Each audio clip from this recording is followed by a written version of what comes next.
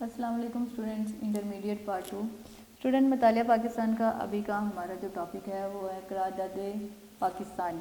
قرارداد یعنی ایک جو بل پیش کیا گیا تھا الگ آزاد مملکت کو حاصل کرنے کا، وہ کب اور کیسے جو ہے وہ اس کو منظور کیا گیا۔ آل انڈیا مسلم لیگ جو کہ 1906 میں جس کا انعقاد کیا گیا، اس کا سالانہ اجلاس جو تھا وہ 23 مارچ 1940 کو لاہور کے تاریخی پارک اقبال پارک میں منعقد ہوا۔ قائد اعظم محمد علی جناح نے اس اجلاس کی صدارت کی اور پورے برصغیر سے بہت بڑی تعداد مسلمانوں نے اس اجلاس میں شرکت کی۔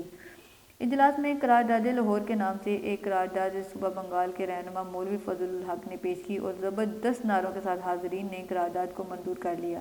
مسلمانوں نے اپنی منزل کا تعین کر لیا۔ وہ بڑا تاریخی دن تھا کہ اس دن کی یاد تازہ رکھنے کے لیے اقبال پارک میں مینار پاکستان کو تعمیر کیا گیا، یعنی وہ اس بات کی نشاندہی ہے کہ 23 مارچ 1940 میں پاکستان کو بنانے کی جو قرارداد تھی وہ برصغیر کے تمام مسلمانوں نے بڑے جوش و خروش سے اس کو منظور کر لیا۔ اب قرارداد پاکستان کا پس منظر کیا تھا؟ پس منظر کہتے ہیں ہر چیز کے پیچھے ایک سٹوری ہوتی ہے، ایک کہانی ہوتی ہے، تو لہذا ہم دیکھتے ہیں کہ قرارداد پاکستان کا پس منظر پاکستان کا مطالبہ پوری مسلم قوم نے جو تھا وہ بڑے غور و فکر کے بعد کیا۔ ایسا نہیں ہے کہ یہ وقتی طور پر صرف غصے کی وجہ سے یہ جذبات میں آ کر کیا گیا فیصلہ تھا۔ مسلم اکابرین 1857 کی جنگ آزادی کی ناکامی کے بعد مسلسل اس فکر میں تھے کہ مسلمانوں کو پرسکون، محفوظ اور باوقار ماحول جو ہے وہ ملنا چاہیے۔ لہذا مسلمان ایک الگ قوم تو تھے ہی، لیکن انہیں اپنے تحفظات دینے کی بات ہوتی رہی، لیکن وہ مستقبل کے متعلق بھی مطمئن نہیں تھے۔ بہت ساری مسلم شخصیات نے علیحدہ مملکت کے قیام کی طرف اپنی تقاریر اور تحریروں میں اشارے دیے۔ سید جمال الدین افغانی، عبدالحلیم شرر، مولانا محمد علی جوہر اور خیری برادران کے نام خصوصاً قابل ذکر ہیں۔ اب جو کئی انگریز ماہرین اور مصنفین نے بھی تقسیم برصغیر کو قابل عمل اور فطری حل قرار دیا کہ دونوں قوموں کے درمیان جو تعصب ہے اس کو ختم کرنے کا ایک ہی ذریعہ ہے کہ دونوں کی مملکت جو ہے وہ الگ الگ ہو جائے، لیکن ہندو جو تو اس حق میں کبھی بھی نہیں آتے کہ مسلمانوں کی بھلائی کے لیے کوئی بھی کسی بھی طرح کا کوئی کام کیا جائے۔ لہذا ہندوؤں نے اس کی سخت مخالفت کی۔ علامہ محمد اقبال نے 1930 میں مسلم لیگ کے سالانہ اجلاس کی صدارت کرتے ہوئے خطبہ الہ آباد میں دیا تو انہوں نے شمال مغرب میں جداگانہ مسلم مملکت کے قیام کو مسلمانوں کا مستقبل ٹھہرایا۔ چودھری رحمت علی نے بحیثیت طالب علم 1933 میں مسلمانوں کے لیے ایک سے زیادہ آزاد مملکتوں کے قیام کی تجویز ایک پمفلٹ اب نہیں تو پھر کبھی ناؤ اینڈ نیور میں پیش کی۔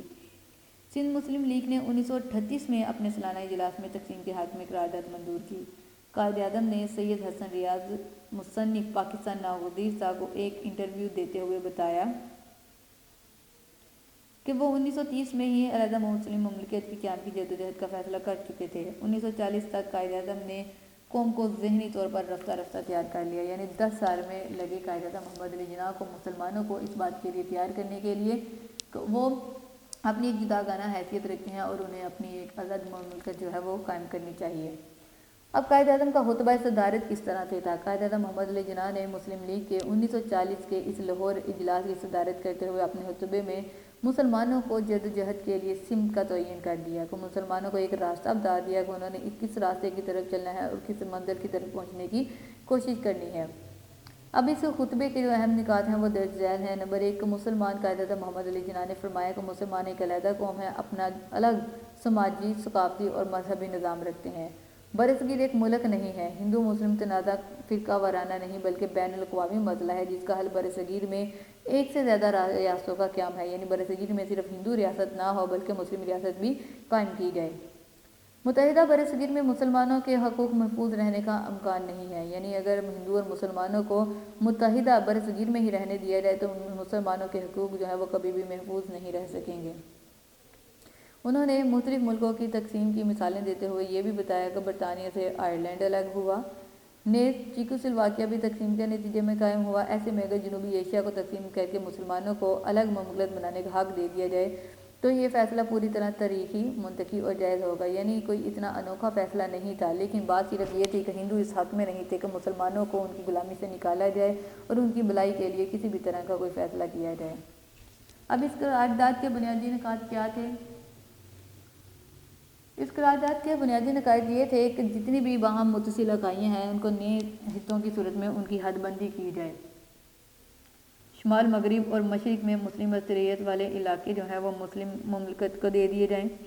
برصغیر کے لیے تقسیم کے علاوہ کسی بھی طرح دوسری اسکیم کو منظور نہیں کیا جائے گا، یعنی ایسا نہیں ہوگا کہ تقسیم کے علاوہ کوئی دوسرا راستہ اختیار کیا جائے۔ تقسیم ہو جاتی ہے تو ہندو اکثریتی علاقوں میں مسلم اقلیت کے حقوق کے تحفظ کا مناسب بندوبست کیا جائے، یعنی اگر الگ الگ مملکتیں قائم کی جاتی ہیں تو ایسے علاقے جہاں پر ہندوؤں کی اکثریت ہے، مسلمان کم تعداد میں ہے، تو ایسا نہیں ہوگا کہ وہاں پر مسلمانوں پر ظلم و ستم کیا جائے، بلکہ ان کے حقوق جو ہیں ان کو مکمل جو ہے تحفظ دیا جائے گا۔ اب دیکھتے ہیں کہ اس قرارداد پر عمل کب اور کیسے ہوا۔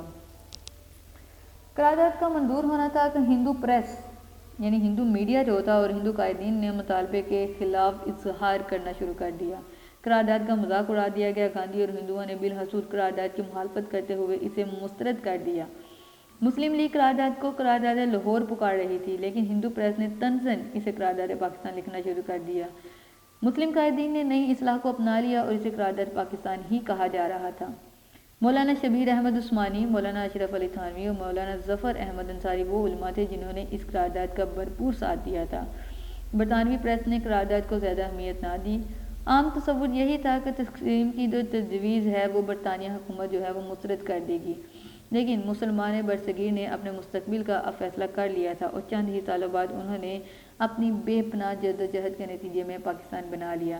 لہذا پاکستان کی جو پہلی منظوری تھی وہ قرارداد پاکستان 23 مارچ 1940 کو لاہور کے تاریخی پارک اقبال پارک میں منعقد ہوئی۔ مینار پاکستان اسی کی یاد میں جو ہے وہ تعمیر کیا گیا کہ قرارداد پاکستان جو تھی اس کی یاد میں مینار پاکستان کو جو تھا وہ قائم کیا گیا۔